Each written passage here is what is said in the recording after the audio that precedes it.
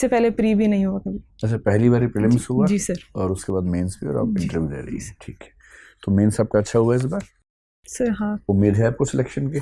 जी sir. कौन सी service की उम्मीद है? सर एग्जैक्टली तो नहीं बता सकती, पर कोशिश सब अपने हिसाब से सोचते हैं कि आईएएस ही मिले। आईएएस मिले। और आपकी प्रेफरेंसेस क्या हैं आईएएस के बाद? तो उसके बाद आईआरएस। आईपीएस नहीं? नहीं सर। क्यों? आईपीएस का सर मेरी दो वजह रही। एक तो मैं पहले से टैक्स डिपार्टमेंट में हूँ, तो इसलिए मैंने आईआरएस को प्रेफरेंस दी, और दूसरा मुझे ऐसा लगता है कि मेरा एप्टीट्यूड भी शायद पुलिस डिपार्टमेंट के लिए थोड़ा सा फिट नहीं है, तो इसलिए मैंने उसको 4th चॉइस पे रखा है। मतलब एप्टीट्यूड कैसा होना चाहिए पुलिस के लिए? एप्टीट्यूड सर, मैं थोड़ा शांति प्रिय अपने आप को, जैसे मैं समझती हूँ इस तरीके की चीज़ों में अपराधियों से डील करना शायद मैं इतना अच्छे सही ढंग से नहीं कर पाऊंगी, इतना होना चाहिए। पुलिस तो सबसे ज़्यादा शांति फैलाती है पूरे समाज में। आप चाहते हैं कि शांति कोई और फैला दे आपके लिए, फिर आप शांति से रह लें, न कि आप शांति पैदा करें समाज में।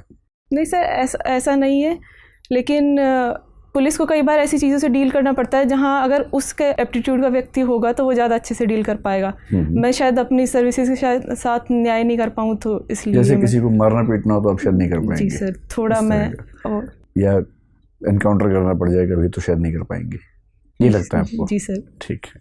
और आपने फॉरेन सर्विस भी नहीं ऑप्ट की?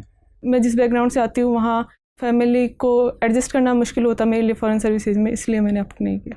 अच्छा, फैमिली का मतलब आप अपने हस्बैंड की बात कर रही हैं? हस्बैंड, मेरी सास, और वो मतलब सास शुरू से गांव में रही हैं, वो जयपुर आने तक में भी उनको थोड़ी हिचकिचाहट होती है तो बाहर मेरे साथ जाना, और फिर मेरे हस्बैंड अकेले उनके संतान है, तो मैं समझती हूँ। मान लीजिए आप आईएएस बन गई, आईआरएस बन गई, आपके हस्बैंड तो इंस्पेक्टर हैं, तो ऐसा तो नहीं कि इससे आपका वैवाहिक जीवन खराब हो जाएगा?